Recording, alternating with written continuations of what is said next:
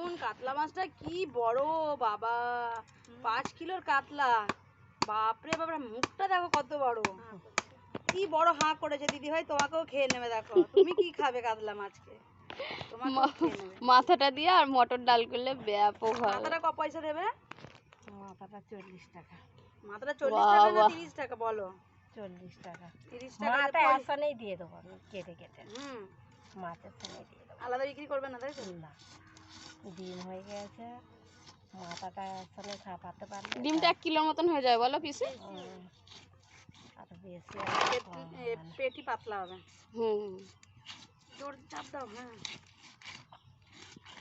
আমরা বলে চা খাতে পারতাম না। না দিদাদের কেটে কেটে একটা হয়ে গেছে কি।